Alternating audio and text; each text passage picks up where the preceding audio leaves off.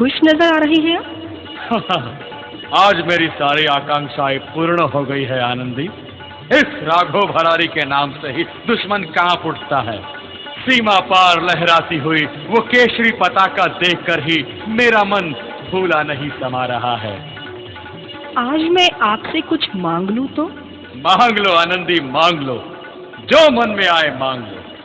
आज तुम्हारा ये पति आकाश से तुम्हारे लिए तारे भी तोड़कर ला सकता है। कहो आनंदी, क्या चाहिए तुम्हें? स्वामी, पेशवों का नाम आज सारे हिंदुस्तान में जगमगा रहा है, वो आपके पराक्रम के कारण। पेशवाई का ये सारा वैभव आप ही के खून और पसीने से प्राप्त हुआ है, किंतु आपको क्या मिला? मतलब आनंदी, तुम कहना क्या चाहती हो? मतलब पेशवाई के सारे सुख मान सम्मान तो कोई दूसरा ही लूट रहा है। मैं ये नहीं सह सकती। मैं जल्द से जल्द आपको पेशवा के वस्त्रों में सिंहासन पर आरूढ़ देखना चाहती हूँ। मेरी सिर्फ यही तमन्ना है, ये मेरा सपना है। आनंदीबाई ने राघोबा के मन में सत्ता के लालच का जहर फैला दिया।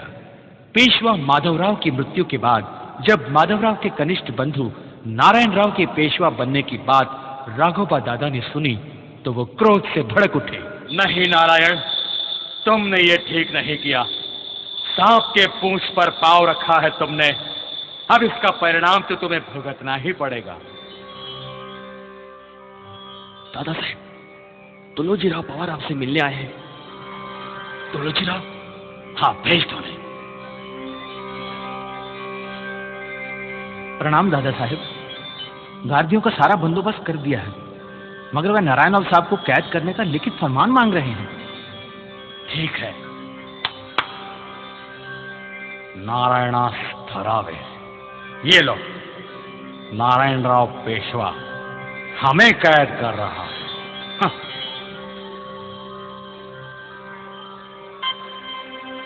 नारायणास धरावे। धरावे? धरावे क्यों? यहाँ मारावे ऐसा चाहिए। नारायणास मारावे। और अंत में वो महाभयंकर रात आ ही गई। सारा शनिवार वाड़ा गहरी नींद में सोया हुआ था। नारायण राव भी अपने शयन गृह में नींद ले रहे थे और अचानक गार्दियों ने शनिवार वाड़ा पर हमला कर दिया।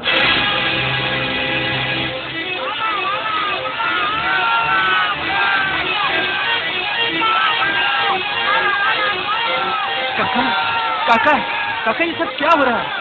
गांधी खुले और सबको कत्ल कर रहे हैं। काका, उन्हें समझाकर वापस भेज दीजिए।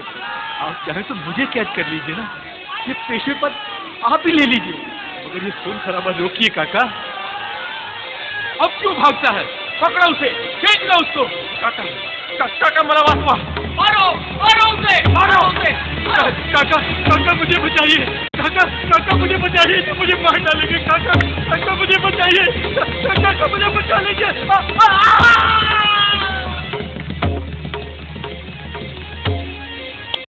पेशवा नारायण राव की हत्या का आरोप राघोबा दादा पर रखा गया और उन्हें सजा सुनाई न्याय मार्तंड, न्याय भास्कर श्री राम शास्त्री जी ने।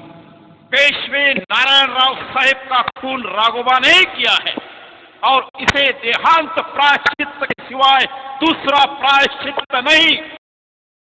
शास्त्री जी का ये फैसला सुनने के बाद राघोबा दादा ने पुणे शहर से सूरत की ओर पलायन किया।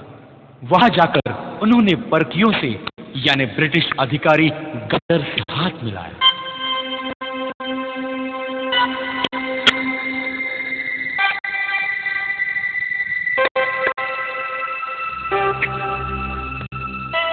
वेलकम, वेलकम मिस्टर राघोबा दादा, द ग्रेट राघोबा, रघुनाथ राव पेशवा। पेशवा कहकर मेरे मुंह पर दाग मत दीजिए गार्डर साहब, वो गद्दी हमारे नसीब में कहा। नारायण के देहावसान के बाद उसके बेटे सवाई माधवराव को सिंहासन पर बिठाया गया है, जो आज सिर्फ 3 बरस का है। हम सिर्फ देख के रहे, कुछ कर नहीं पाए।